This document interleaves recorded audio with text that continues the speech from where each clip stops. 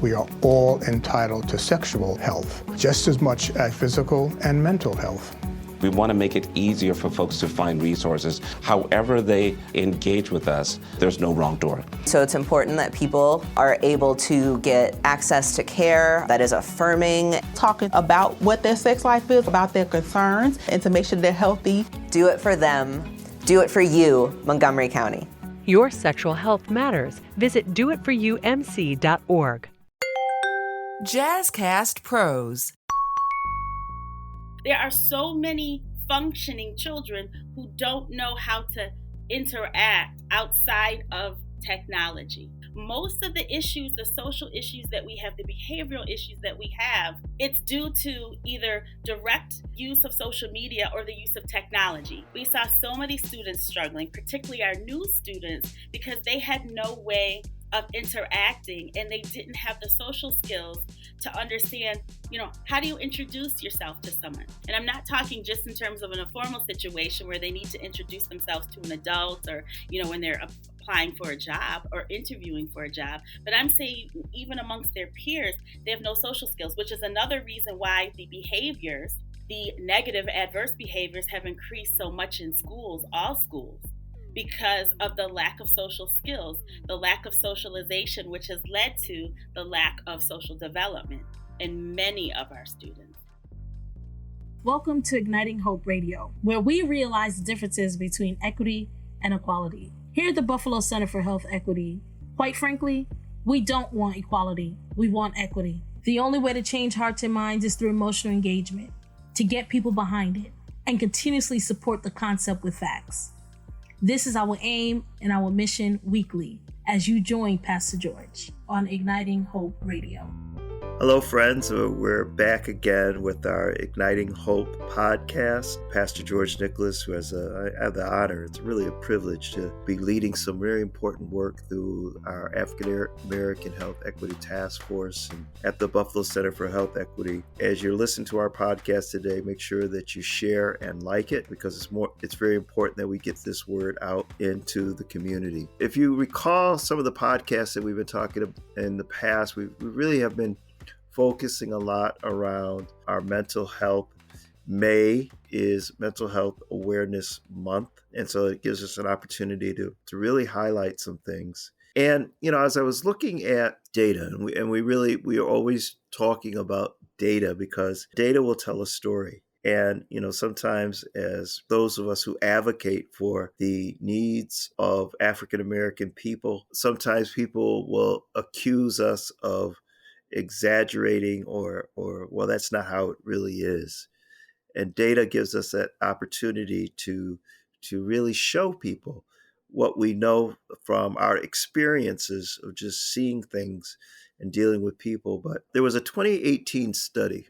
And so now when we think about 2018, that's before the pandemic. And they looked at an age cohort of ages of 5 to 12, Black children. And they looked at white children ages 5 to 12.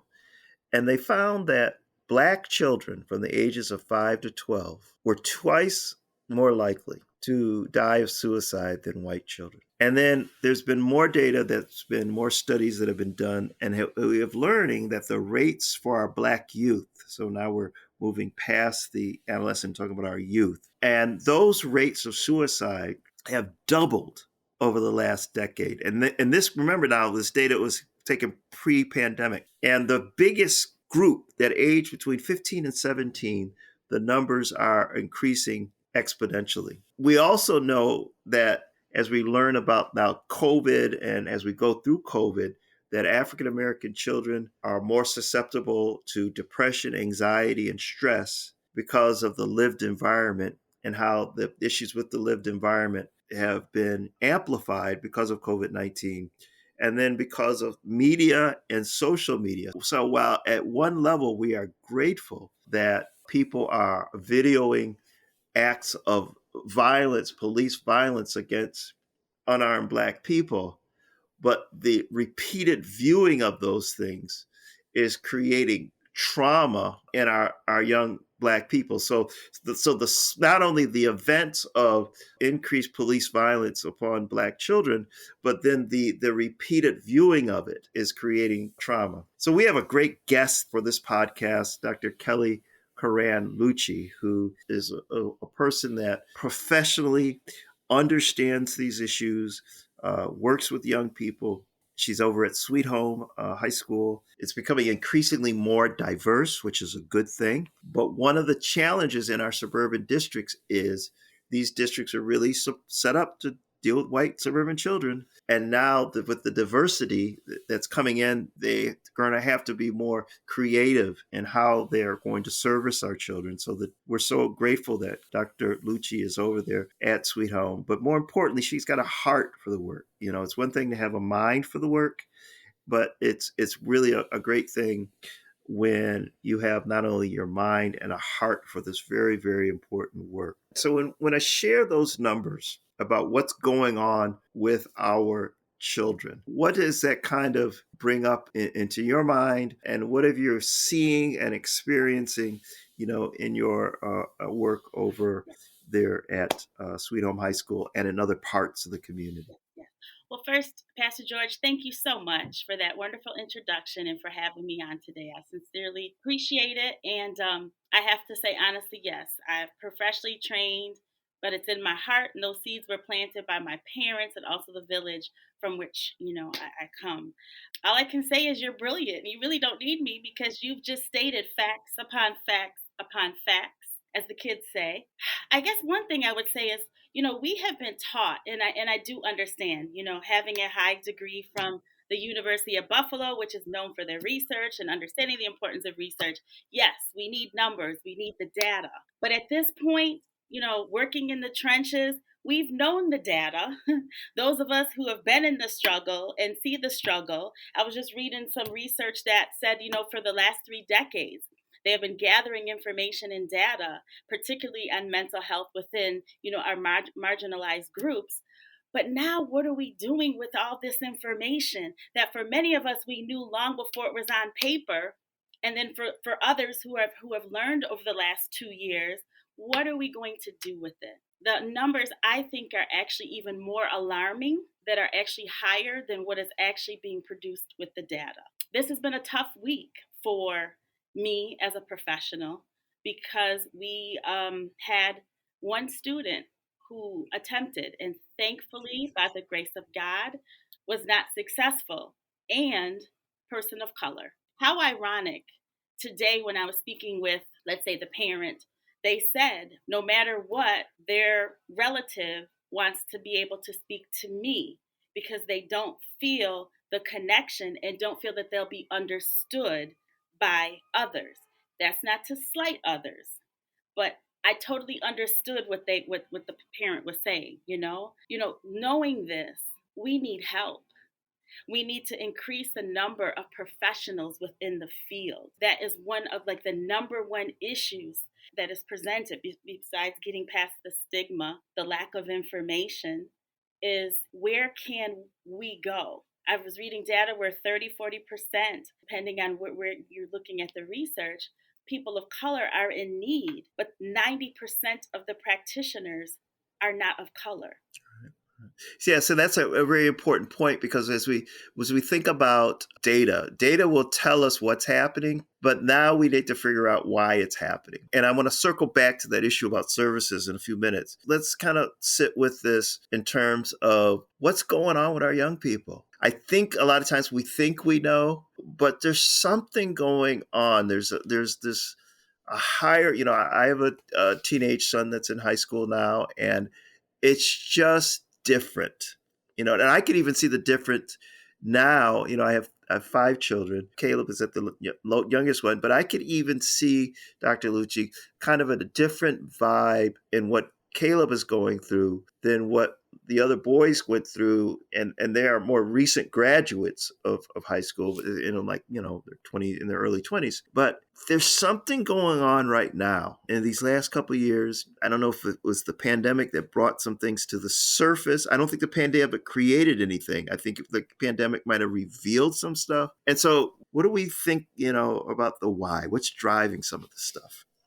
I hate to sound like a broken record, but I truly believe that things have definitely been exacerbated, the issues. I think COVID forced all of us to become much more reliant on technology. And for our youth, even if we tried to restrict them from using, technology, they were forced to during COVID 2020 through 2021. And it's very hard to pull them away from that. Social media, I mean, that was exposed in the fall when there was that big study and they had to go before, what was it, Congress? I believe it was Congress, just to talk about the impact, the effect of, in particular, Instagram, Facebook. And so many of those executives, some of them, by choice, they revealed that, and others, were exposed, based off of people sharing that they knew that they did not allow their children to be on social media because they know the impact. We talk about it all the time, but I literally see most of the issues, the social issues that we have, the behavioral issues that we have in the buildings. It's due to either direct use of social media or the use of technology, where students can text each other literally in the middle of class and the teacher won't even realize it. They can have it linked to like their iPad and the message will come right on there. But that influence, I think, is playing a significant role, along with the increased social isolation. So because of COVID, we were all forced to stay, close to home or within our homes. And for many students, they became accustomed to that. And we also have to remember life existed before COVID. And there were students who felt more comfortable isolating themselves, but they weren't, encouraged to or allowed to. But as a result of COVID, many more students have been able to do that. I hear from parents all the time. They're concerned. They don't know what's going on. Their children are up in their room. Like they come out just to go to the bathroom, or just to get something to eat and then they take the food right upstairs. So I really think that there is a direct correlation between the use and the increased use of technology, particularly with our social media, and people don't understand the impact that it has. I have students in here that literally weigh under 100 pounds, but they admit to me that they haven't eaten in days because they're fat. And it's just so. I definitely think that's something. As parents, we have to be much more involved. We have to ask questions. I equate it to driving a car, an automatic. You have to know when to let off and give them their space, but then you got to know when you have to say, listen, you're not leaving this table or you're not leaving this room until we have a conversation. Because once you let off that break and allow them to continuously be closed and not talk, or I don't feel like talking, you're setting a pattern. And it's so much harder to then go back and open or reopen the lines of communication. Let's talk a little bit about why it's so important for people, and especially teens, and adolescents, as they began to form their own self-image of who they are. Why is it so important for them to, one, have interactions with people? I mean, I'm not talking about not through a machine, but interactions, and then healthy relationships, not only with their peer groups, but with adults, and how what we're seeing going on is creating an impediment in this kind of relationship development, and how that impacts their own personal development. Kids don't have to make friends anymore. They don't have to look at someone and be a little nervous and work past that with introducing themselves, whether it's to a peer or whether it's to their teacher or whomever. There are so many functioning children who don't know how to interact outside of technology. Last year, when many of the schools, not all, but many of them, if they weren't fully remote, they were hybrid. So the students would come a couple days a week and then that's it. We saw so many students struggling, particularly our new students, because they had no way of interacting and they didn't have the social skills to understand, how do you introduce yourself to someone? Because I actually asked one student who seemed to be very successful with, transferring and getting assimilated to the new environment. And she told me that a student just said, hey, she looks cool, and said, hey, what's your snap? And I said, oh, tell me about that conversation. It went right over my head. But what the other student was asking was, what's your Snapchat, I don't know, address or what have you, handle? And that's how they continued to become friends. So there's very few times that our young people are forced to communicate. And we have to do that because they really truly don't know how to even introduce themselves. And I'm not talking just in terms of an informal situation where they need to introduce themselves to an adult or, when they're applying for a job or interviewing for a job. But I'm saying even amongst their peers, they have no social skills, which is another reason why the negative adverse behaviors have increased so much in schools, all schools, because of the lack of social skills, the lack of socialization, which has led to the lack of social development in many of our students.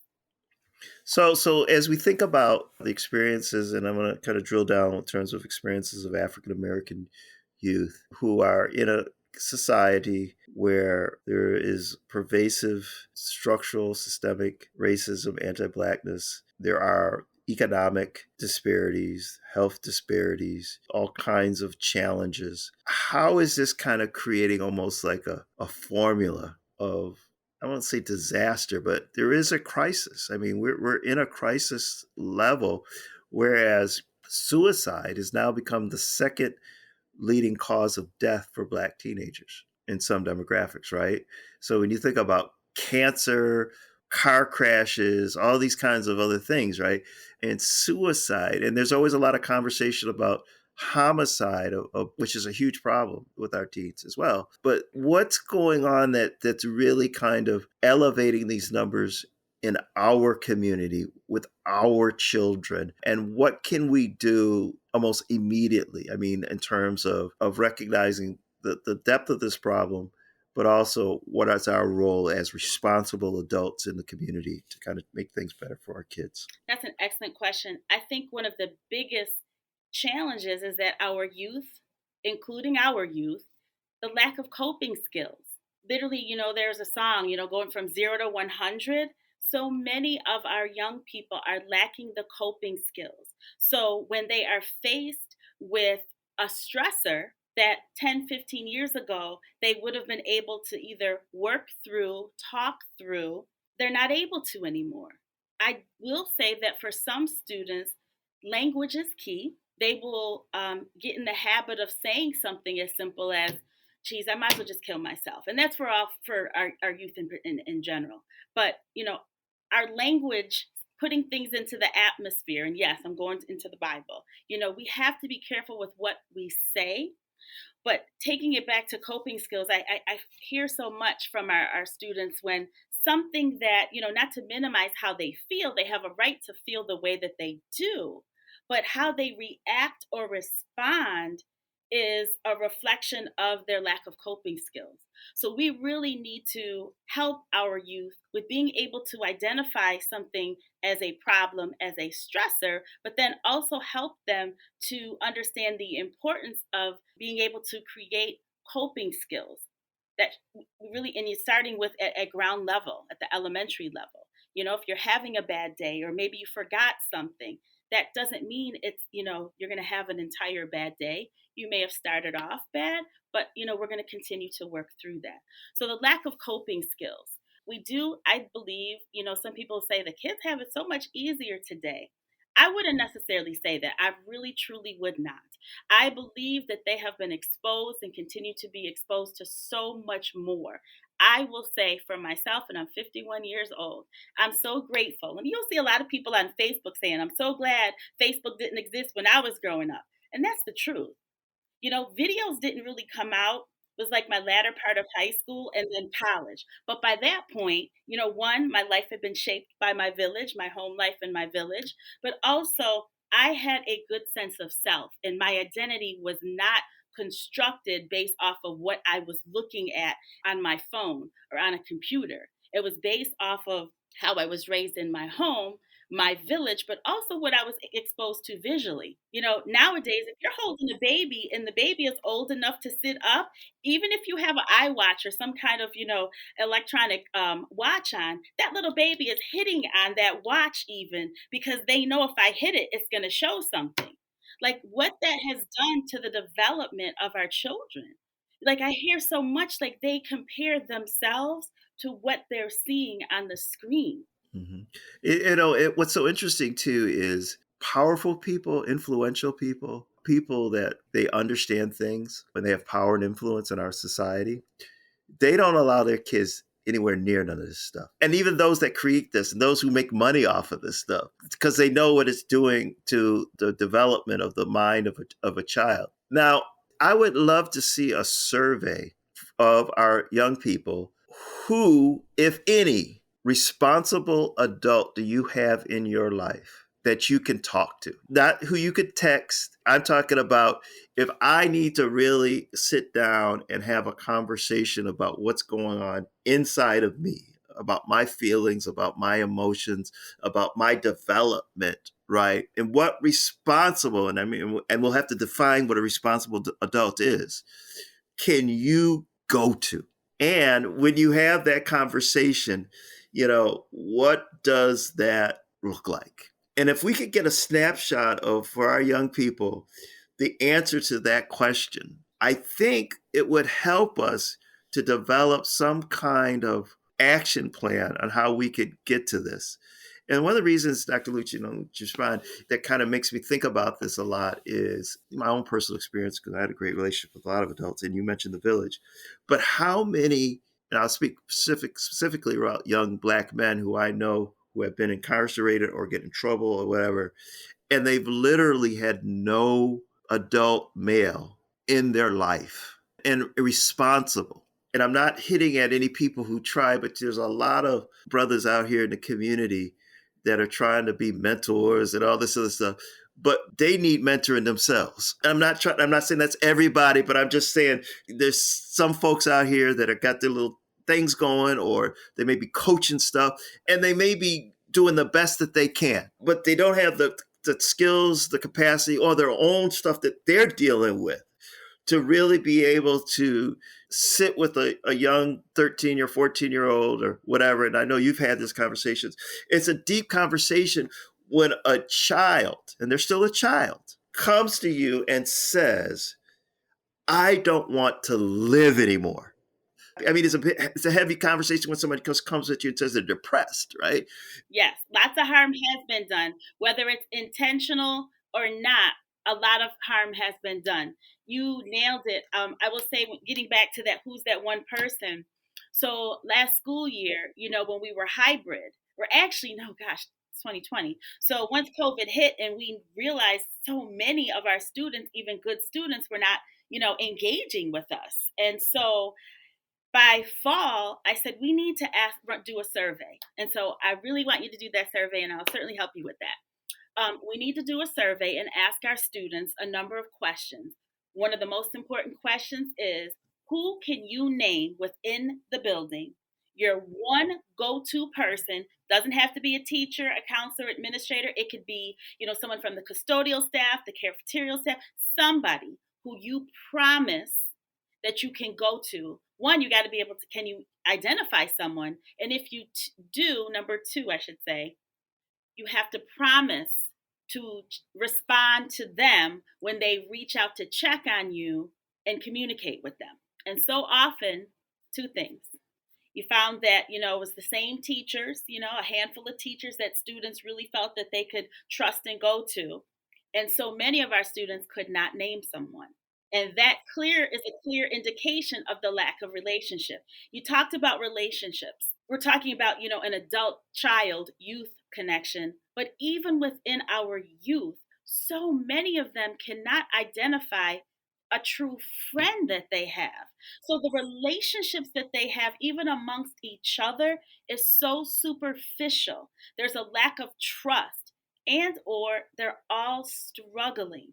And it's heartbreaking to see kids who are struggling, socioeconomically, or mentally, or they've all gone through trauma, but somehow they manage to muster up the strength, or sometimes a couple of dollars, so they can go to the corner store and buy a couple of Hot Pockets, and they learn to support each other. And we as adults have to do a better job.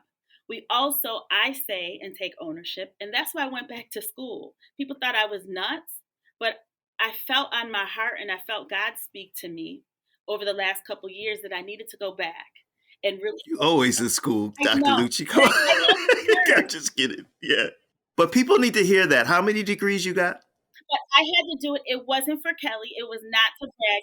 I had to go ahead. I don't like how the system's set up because it's not set to support us, you know? Because you're right. If that passion isn't there, you may be able to pass an exam, but you're not going to be able to connect with clients. But more of us need to get into the mental health profession at all levels. I would like to see more executive directors and CEOs of organizations and foundations and not-for-profit and profit that are in support of mental health that are led by Black and brown people, and you're not seeing that.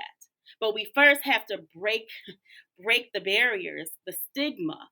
Still within my own family, people don't want to talk about things. They don't want to go to counseling. I go to counseling all the time. Sometimes it's consistent for a while, and other times it's when I need to go. But it's going to take. We don't need another loss of a loved one, and it's happening more and more, and still the stigma is there. We have people, I'm sure, within our own circles I know who've had struggles along the way, and I find out about it much later, and I'm like, this should be talked about the same way if your son broke his leg and was in the hospital, you know what I mean? Or if your daughter needed to have surgery because she came down with a disease. But we're still not there yet. But we have to continue pressing. Yes, May is Mental Health Awareness Month. It needs to be every day, every single day, because I have lost too many who have died by suicide. And I truly, truly believe that for more of those who have struggled and succumbed, for many it could have been prevented if they just felt comfortable talking to someone, and if somebody literally listened to them and provided them with the hope and the coping skills to just get through that day, so that they could then look back when they're faced with another circumstance and say, man, I remember when I was so ready to throw in the towel, but I made it then, and I'm gonna make it through this time too. Right. And if you're listening out there and you need some help, the crisis services is available. If you just can't remember no number, you can call just 911, and they'll direct you to where you can get some help. But if you can, increase your circle and try to make sure that you have some friends that you can, a friend or friends or adults that you go to. If you're a parent, if your child tells you this, oh, I'm good, everything's fine, they're not telling you the truth. Not because they want to just lie and deceive you, but everybody's struggling right now. There's to different degrees. So I'm not trying to scare everybody. Say that not everybody's kid is at the stage 10, but spend some time and listening to what's going on with your young people. Learn how to be present in the conversation and not directive and prescriptive. Don't discount their feelings. Don't layer your experience over their experience, right? Don't tell them how easy they got it, or if that's all you got to deal with, that's nothing compared to what I had to deal with. None of that's helpful. None of it is helpful. Our young people right now in this moment need to feel surrounded and part of a community of caring adults that are concerned about their journey and want to see them fulfill their promise. And for us as African people living in America, there's nothing from the outside that's going to come in and create that for us. It has to be us. And if we are in a position where as an adult we are struggling, then you go and get some help yourself, not only for yourself, but so that you can be in the position to help somebody else on the journey. And there are folks in community that will be supportive of you. We can turn this thing around, but we have to be honest about the realities. We must be willing and be present. I always tell brothers, they ask me about being a father and stuff. I said, the number one thing is being present. It starts from being present, right? And then from just being present, and then we can work with you, but there's nothing you can really do if you're not present. And when I mean being present, and I remember running out of time, we probably out of time, but it means being present emotionally. You can be in the same room with your child and not be present. They can be sitting in your lap or leaning on you, right? But if all of your energy is focused at your flat screen, and sometimes you got to turn stuff off and learn how to be present with your child, because this is a moment that we have to turn this around before it gets any worse. So final thoughts, Dr. Lucci. Ditto to what you've said. And as a parent, it's hard. One day, with permission from my son, I'll share his story, but I certainly one day will share mine. As parents, we're not perfect. We are not perfect. And we need to be able to acknowledge that within ourselves. And we also need to be able to acknowledge it to our children, to our child. I've said, tell me, I want to do better. How can I? And then we have to be able, like you said, we got to listen. And sometimes we may be sitting there like, this is not, but just let your child speak. They need to feel like they will be heard, and there are times, I'm sure, Pastor George, you just say, okay, listen, you know what? Let's just take a pause. Let's just take a break. I'm here. I love you. We may not be agreeing, but you know what? And then I just walk away and I pray. And I'll say to myself, you know what? I'm just going to trust God. We'll come back in some time. And when I tell you each and every time God has done that, he truly has. Sometimes you just got to let stuff go and let the man above handle it, and even saying to you, I don't know how we're going to figure this out, but we will. And I'm here for you. In sincerity, I compare children, not saying they're animals, but they're like little puppies, where animals know, they have that sixth sense. And they know when you're not sincere. When you're talking about, mentors in the community and the like, the same holds true. Kids know. They may utilize what that mentor is able to provide. But when people say, I thought so-and-so was your, that tells a lot when the child is not comfortable enough with opening it up and being true to that person. So sincerity is important, listening, and being able to admit when we are wrong as adults. And I just say the power of prayer. Yes. Well, our imperfections do not expose our deficiencies. It only exposes our humanity. And so we must, continue to just seek to be the best self that we can be. And I believe if we do that, we can turn this thing around. This is Pastor George Nicholas, the chair of the Buffalo Center for Health Equity. But the biggest hat I wear today is just a citizen that says that I love you. I love this community and those who are listening. Please know that you are loved. And please look for our next Igniting Hope podcast. And again, if you want more information, go to buffalohealthequity.org, buffalohealthequity.org. Till the next time, until we meet again, God bless you.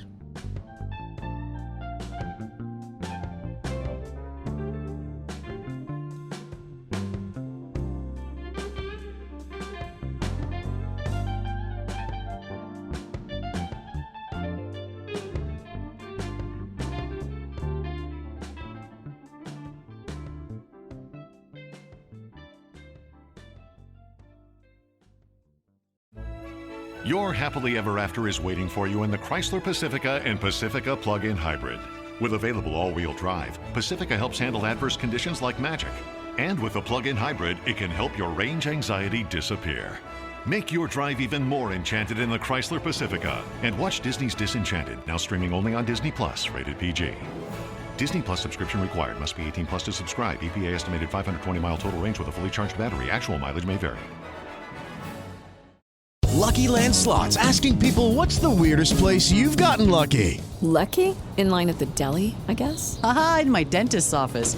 More than once, actually. Do I have to say? Yes, you do. In the car before my kids' PTA meeting. Really? Yes. Excuse me, what's the weirdest place you've gotten lucky? I never win and tell. Well, there you have it. You can get lucky anywhere, playing at LuckyLandSlots.com. Play for free right now. Are you feeling lucky? No purchase necessary. Void where prohibited by law. 18 plus. Terms and conditions apply. See website for details.